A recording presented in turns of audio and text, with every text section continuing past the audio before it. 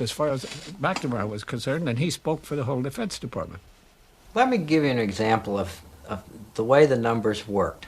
I happened to be on a patrol in late spring, early summer of 1967, where we observed a Vietnamese national some hundreds of meters away from us, running away from us. And standard procedure at that time was you could fire on anybody running away from you.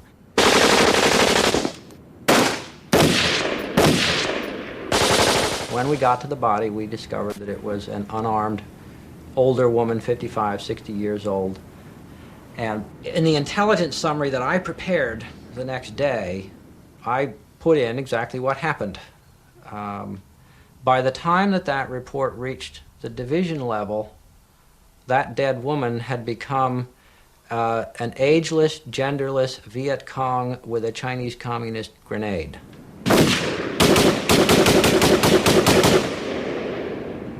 And these numbers, these reports, these statistics directly obscured the reality and presented a picture that was 180 degrees removed from reality.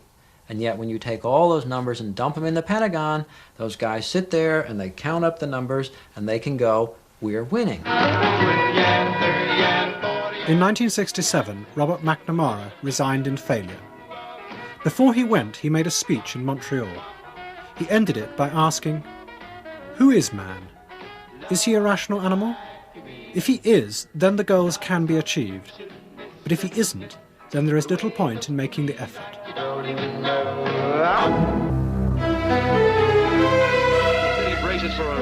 McNamara had been the patron of the strategists. Without him, much of their power disappeared. They and their think tanks became targets for the mass protests against the war.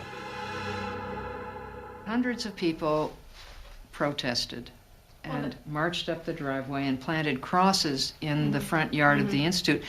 And it made me and many of us here very angry, because they were making assumptions about what we thought, and they wouldn't even check. They thought we were warmongers up here. There's no question about that. They offered us jobs to go other places. When we would leave the driveway for lunch, they'd stop and offer us jobs if we'd leave Hudson Institute. None of us ever did.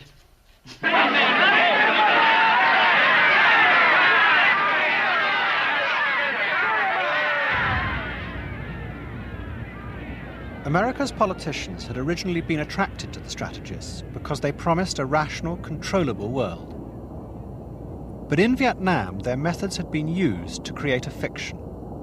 The scientific approach had been corrupted to preserve the politicians' power.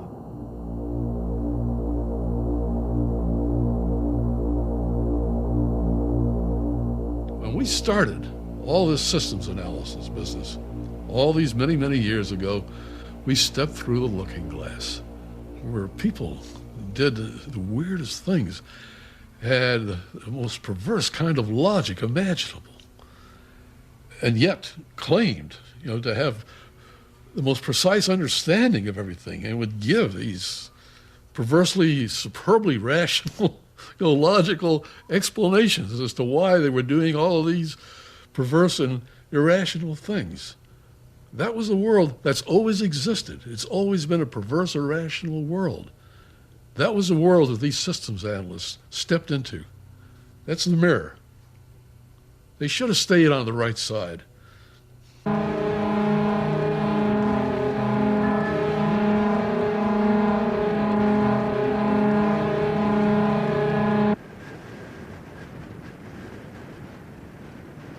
What they left behind was MAD, mutual assured destruction, a giant system of nuclear defense with the two sides locked together, watching each other for the slightest move. But by the mid-70s, it seemed to have become an end in itself. We are part of the Aerospace Defense Command. We want to maintain surveillance of all these satellites to continually know where they are, and also to determine if a new satellite is up there. Why is that information required? Well, you got me. The system of deterrence had begun as rational. It now seemed a dangerous trap. If either side decided to attack, it would mean the end of the world. Then a politician came to power who believed that this was just what the Soviets were about to do. Ladies and gentlemen, the next President of the United States of America, Ronald Reagan! In 1980, on the campaign trail, Reagan came face to face with the delicate balance of terror. He visited NORAD, the North American Air Defense Command, to see what they did. And he went and they showed him all these magnificent warning systems. And then he said, after you get the first warning, what do you do? And they said, well, we follow these incoming missiles a little further and keep track of them better. And then he said, what do you do? And they said, well, we follow them further and keep track of them better. And he kept asking, and the answer he wanted to hear was, and finally we shoot them down. But they never got to that, because in fact there was no missile defense. We had missile warning, but we had no missile defense. And he thought, like a lot of people thought, that that's kind of crazy. I mean, that's got to be fixed. We've really got to work on defense. If science can do all these wonderful things that it's done in the past, it surely can accomplish this if we will just unleash it.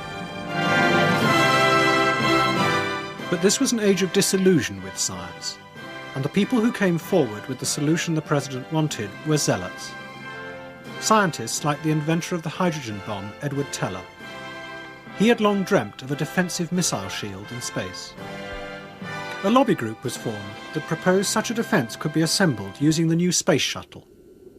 It was led not by strategists, but by two science fiction writers. We ended up as the kitchen cabinet on space and military technology.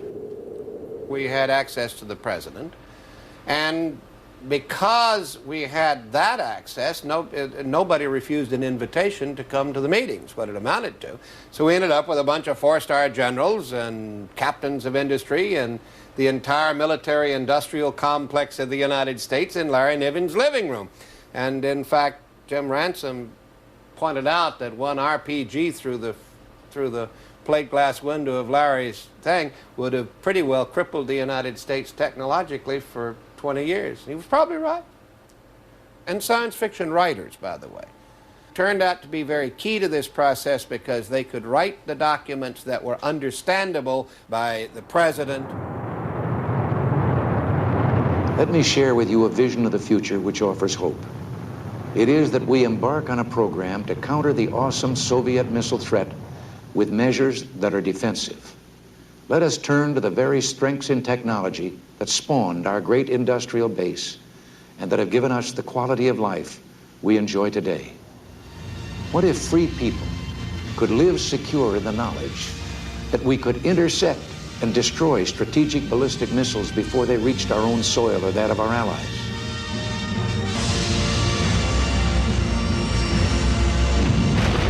My fellow Americans, I ask for your prayers. Many of Reagan's cabinet, including his Secretary of State, had had no advance warning of this proposal.